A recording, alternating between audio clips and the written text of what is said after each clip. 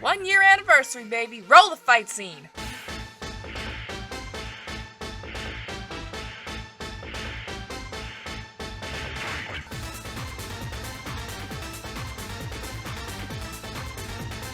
The episode begins with a genuinely cute exchange between Jim, Bones, and Spock. One of the best things about the original series is the Triumvirate's friendship. They just bring out the cinnamon roll in each other. Doctor, you are a sensualist. You bet your pointed ears I am. Jim and his team have been invited to visit an outpost on Cestus 3, but find it destroyed upon arrival. In the charred wreckage, they find a barely alive officer. Suddenly, someone attacks and kills their red shirt. Meanwhile, the Enterprise is under attack, which of course means that Kirk and the boys can't be beamed up. And here we get another unintentionally hilarious scene of William Shatner belly crawling through the sand like the world's dorkiest honey badger. With the Enterprise being no match for the enemy ship, Jim orders Sulu to get out of there, leaving them behind to fend for themselves. Kirk finds a grenade launcher and Spock puts his hand on the long, hard shaft between Jim's legs. Phrasing? The grenade launcher works and the enemy force runs off. The Enterprise returns for the landing party and they pursue the enemy ship. Jim is determined to destroy the enemy ship before it reaches its base. Spock is worried that might be going too far, and Jim insists that out here in the black, the Enterprise is on their own, the only policemen around, pushing that space western narrative that Gene Roddenberry used to pitch Star Trek to NBC. Suddenly the alien ship slows to a halt. They prepare to fire when suddenly something makes their ship come to a sudden halt too. We are being held. God, I wish that were me. Suddenly a voice comes on over the comm system announcing themselves as the Metrons, and that they cannot allow the Enterprise and the alien ship to continue, sensing their violent intent. The Metrons then transport Kirk and the captain of the other ship, the Gorn ship, to a planet where they must duke it out, without weapons except for the resources they can find on the planet's surface. The winner's ship will be allowed to proceed. The loser's ship will be destroyed. This is one of the most iconic fight scenes not just in Trek history, but in cinema history. It's been referenced in Bill and Ted's Bogus Journey, Paul, and this video game commercial with William Shatner. It was filmed at the Vasquez Rocks in California, which has appeared in many TV shows, music videos, and movies, including one of my personal favorites, Blazing Saddles. Hey, boys! Look what I got here! Hey, where are the white women at? So the fight ensues. Just for funsies, let's edit it so it looks homoerotic.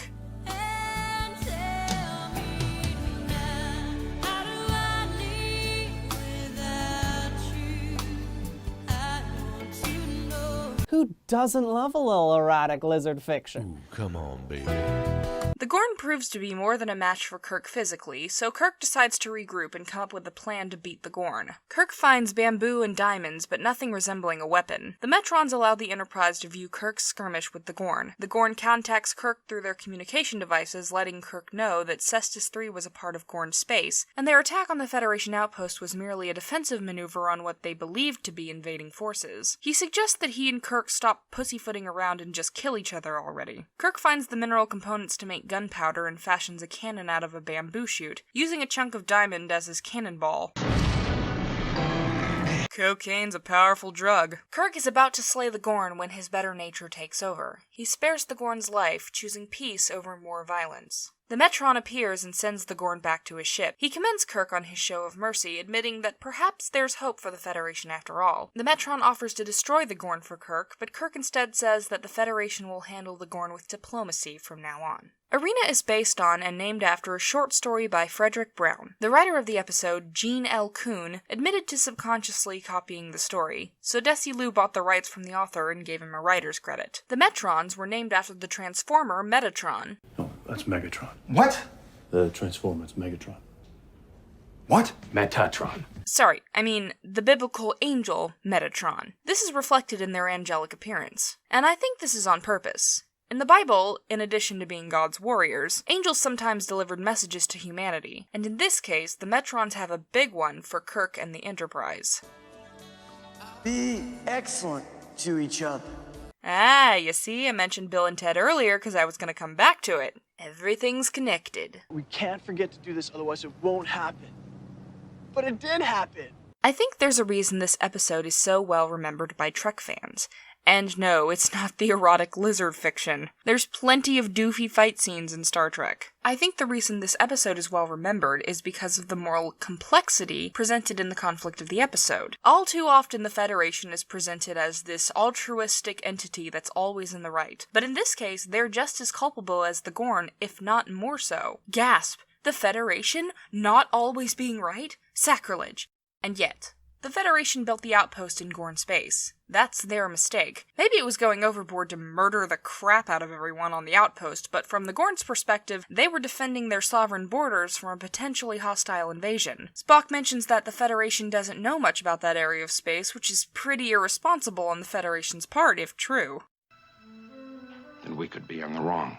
There's a common theme here about violence, about action before thinking. Kirk and the Gorn fail every time they try to settle the dispute with physical fighting. It's only when Kirk uses his brain and builds the cannon that he gets a leg up on a losing battle. When he stops and realizes what he's doing when he's about to kill the Gorn and spares his life, that's when he wins. It's the same thing with the outpost. If the Federation had just stopped before settling an area of space they knew nothing about, if the Gorn had just stopped to contact the Federation to see if they were hostile, if Kirk and the Gorn captain had just stopped and talked out their differences instead of going straight for the kill. Kirk's mistake was immediately disregarding the Gorn's reptilian appearance as lack of evolution, as lack of intelligence, and didn't even try diplomacy until he realized the Gorn was as intelligent and evolved as he was. I've suggested before that James Kirk is a representation of humanity itself, ambitious, lonely, empathetic, sometimes giving in to his savage nature, but ultimately good.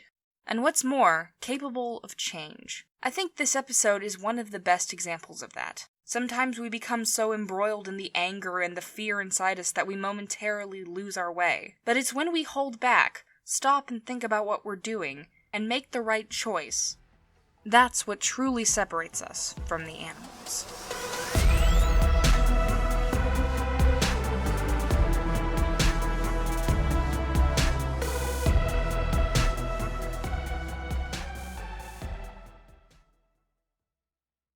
This is the honey badger. Watch it run in slow motion. It's pretty badass. Look, it runs all over the place. Whoa, watch out, says that bird. Oh, the honey badgers are just crazy. The honey badger has been referred to by the Guinness Book of World Records as the most fearless animal in all of the animal kingdom. It really doesn't give a shit. Now watch this. Look, a snake's up in the tree. Honey badger don't care. Honey badger don't give a shit. It just takes what it wants.